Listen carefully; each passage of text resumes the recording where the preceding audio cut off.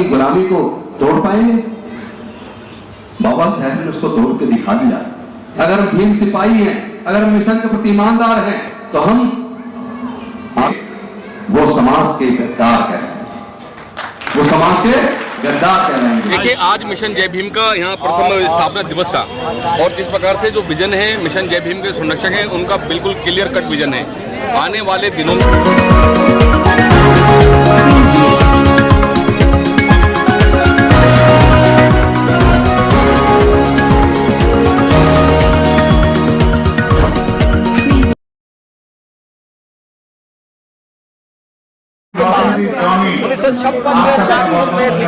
बाबा साहब ने एक सपना देखा था बुध में भारत। राजनीतिक बहुजन समाज सचेत हुआ, समाज कल्चरल हेजेमनी की बात करें, बुध में भारत की बात करें, जो सम्राट अशोक का देश था, मौर्य वंश की स्थापना थी, यहाँ सम्राट अशोक का दौर था। जब सिकंदर हार के गया, जब काबुल से कंधार तक, आज जो अफगानिस्तान देख रहे हैं, उस समय भी कभी सम्राट अशोक का राज था।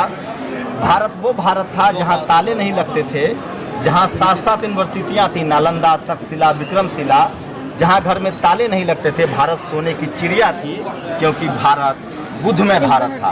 बुध में भारत मतलब ज्ञान था, विज्ञान था, मानवता थी, क्वालिटी थी, फ्रेटर्निटी थी, प्राचीन गणतंत्र की लिच्छवी थी, जहाँ महिलाओं को भी बराबर का अधिकार था।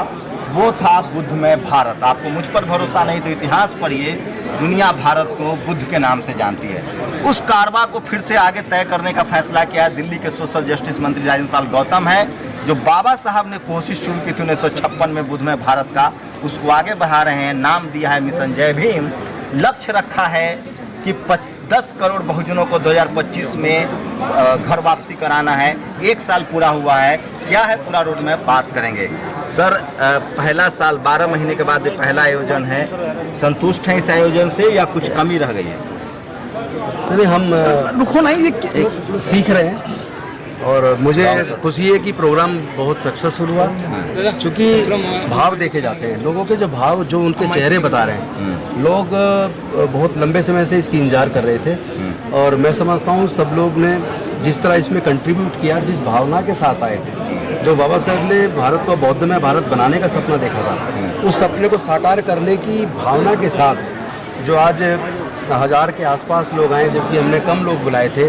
हम तो केवल 450। नहीं, मैं संख्या के लिहाज से नहीं बोल रहा हूँ। आपको उम्मीद थी कि चूंकि देश में हालात इस तरह के हैं कि कानून बन गए हैं, धर्म को लेकर इतने सारे लिंचिंग हो रही है, धार्मिक कट्टरता का एक दौर चल रहा है, अफगानिस्तान आपके बगल में दिख रहा है, लोग उसको भी दिन रात टीवी पर दिखा रहे हैं, भारत में कास्ट एट्रोसिटी है, उसमें लगता था कि लोग इस तरह से कॉपरेट करेंगे, इतनी संख्या में आएंगे। चलते रहिए सब। देखिए, जिस तरह लोगों का लगातार जिस तरह लोगों का उत्पीड़न हो रहा है, जिस तरह कैरेक्टर एक तरीके से देश में गिरा है और पीछे क्या जिस तरह भीड़ हत्याएं हो रही है, जिस तरह बहनों के साथ जुल्म जाती हो रही है, जिस तरह जुल्म के खिलाफ बोलने वाले लोगों के खिलाफ रासुका लगा के जेल में डाला जा रहा है, उस हालात में मुझे लगता है पूरे देश के लोग चाहते हैं, क्योंकि इस तरह की घटना करने वाले लोगों की संख्या उतनी ज़्यादा नहीं है, उनकी संख्या शायद कुछ हजारों में ही हो। मुझे बहुत बड़ी मात्रा में आराम से संख्या है जो भारत को बौद्ध में भारत बनाना चाहती है, जो भारत को गुलामी से बाहर निकालना चाहती है, जो भारत से जुल्म जाति और उत्पीड़न बंद करना चाहती है, और जो इस जाति और धर्म के नाम पे हो रहे दंगे से बहुत ज़्यादा दुखी है, उसकी संख्या भारत में मैं समझता हूँ कम से कम 95% है। तो 95% लोग भारत को बुद्ध के भारत का, बुद्ध के सपनों का भारत, बाबा साहेब के सपनों का भारत बनाना चाहते हैं। वो सब लोग चाहते हैं कि अब अगर इसी तरह कट्टरपन बढ़ता रहा तो कहीं भारत भी तालिबान तो नहीं बन जाएगा, कहीं सीरिया तो नहीं बन जाएगा। बुद्ध ज्ञान विज्ञान के प्रतीक हैं, पूरी दुनिया में रिसर्च यूनिवर्सिटियाँ होती है, बुद्ध में सब, भारत में भी ज्ञान विज्ञान का तक्षशिला, नालंदा, लेकिन आजकल जो है वो धर्म को पॉलिटिकल टूल के तौर पे इस्तेमाल किया जा रहा है। इसे आप कैसे देख रहे हैं? क्या आप पर भी आरोप लग सकता है कि आप राजनीति कर रहे हैं? देखिए, जो आरोप लगाने वाले अपना काम करेंगे, ये उनका अपना काम है। हमें ये देखना है कि हम अगर सच्चे अम्बेडकरवादी हैं, अगर हम सच में अपने देश भारत से प्यार करते हैं, तो हमें अपने देश से कट्टरपन को खत्म करना होगा। हमें अपने देश से जातिगत और धर्म के आधार पर उत्पीड़न को खत्म करना होगा। तो इसका एक ही रास्ता है कि भारत में समता, मैत्री, भाईचारे का न्यायपूर्ण समाज की स्थापना हो, जहाँ करुणा, मुस्लिम हो, और ये केवल बुद्ध के धर्म में राजनीति का नुकसान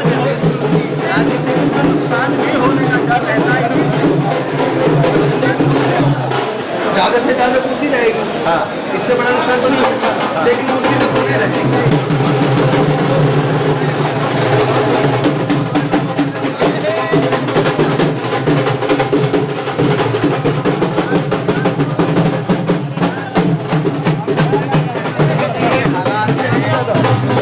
बड़ा लक्ष्य रखा है। बाबा साहब ने इस लक्ष्य को तय किया था कि इस तरह के लक्ष्य रखेंगे। बाबा साहब का सपना था, कहीं चूक रह गई। लोग राजनीतिक रूप से सफल हुए, लेकिन कल्चरली वो अपने लोग को नहीं जोड़ पाए। तो आपका पूरा रोड मैप क्या है 2025 तक बुध में, और इससे क्या इम्पैक्ट होगा समाज में? पूरे देश का मिशन जय भीम की जो टीम है और मैं स्वयं भी पूरे देश में भ्रमण कर रही है, और जो वैमनस्य और जो नफरत का दौर शुरू हुआ है उसके खिलाफ जो समता का संदेश, भाईचारे का संदेश, करुणा का संदेश, प्रज्ञा और शील का संदेश पूरे भारत में हम लेके चलेंगे।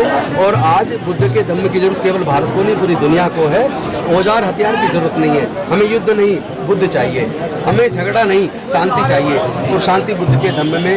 मैं आज के दौर में लोग कह रहे हैं भारत के संविधान में फंडामेंटल राइट से कोई भी आदमी किसी भी धर्म या विचार में जी सकता है। लोग संविधान बदलने की बात कर रहे हैं, और वो कह रहे हैं कि कह रहे हैं जिसको हिंदू कह रहे हैं वो सनातन राष्ट्र चाहते हैं, मनुस्मृति का दौर चाहते हैं। वो एक बड़ा कॉन्फ्लिक्ट है, उसको कैसे देखें? वो नहीं हो पाएगा। वो इसलिए नहीं हो पाएगा क्योंकि भारत के ज़्यादातर लोग चाहते हैं कि देश से जाति व्यवस्था खत्म हो। यह वर्ण व्यवस्था और जातिवाद भारत की गुलामी का, भारत की कमजोरी का कारण है। अगर हम भारत को दोबारा से दुनिया का, जैसे हम लोग बोलते हैं कि भारत विश्व गुरु बने, तो विश्व गुरु बनाने का रास्ता वो नहीं है जिसपे ये लोग चल पड़े हैं। उसका रास्ता तो धम्म से शुरू होता है, वो समता से, करुणा से, मैत्री से, भाईचारे से शुरू होता है, न्याय से शुरू होता है। तो वो बुद्ध के धम्म में है।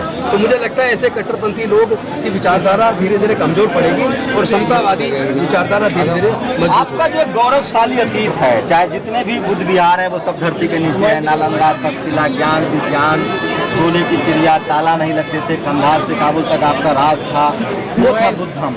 उसको कैसे पहुंचाएंगे लोगों तक? क्योंकि आपके पास न टीवी है, न अखबार है, और जो भी पकड़ा केंद्र है, चाहे वो नालंदा हो, चाहे वो तमाम बुद्धिस्ट सर्किट है। सरकार दुनिया में सबसे ज्यादा टूरिस्ट आते हैं बुद्धिस्ट सर्किट में, लेकिन वो जो पैसा आ रहा है वो उन लोगों के पास जा रहा है जो बुद्धिज्म के खिलाफ है।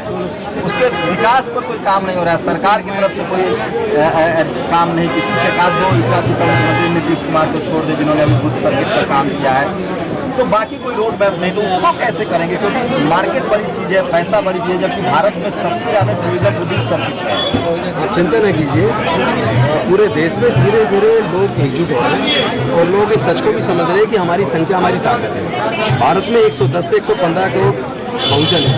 अब हमें बहुजन बाजार भी बनाना है, हमें बहुजनों के लिए आर्थिक रास्ते तलाशने हैं। हम आर्थिक नीति भी तैयार करें। एमजीबी एंटरप्राइजेस रजिस्टर्ड हुई है, और आने वाले समय में बहुत जल्द हम लोग अपने संख्या के दम पे, अपने समाज के दम पे अपनी आर्थिक नीति भी तैयार करेंगे, और अपने समाज की एक अर्थव्यवस्था बनाएंगे, ताकि हम लोग आर्थिक तौर पर भी मजबूत हो, और सांस्कृतिक तौर पर, धार्मिक तौर पर भी मजबूत हो, और सामाजिक तौर पर मजबूत हो। देखिए, हमने ज़्यादा समय ले लिया। राजेंद्र पाल गौतम है। डॉक्टर अम्बेडकर के बाद 1956 में उन्होंने धम्म की दीक्षा ली थी नागपुर में, और उन्होंने कहा था कि भारत को बुद्धमय भारत बनाएंगे, और वो कारवा कहीं ना कहीं रुक गया।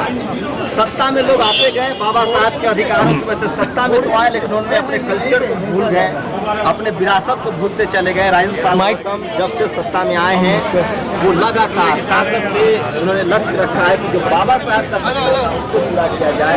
और उसी को नाम दिया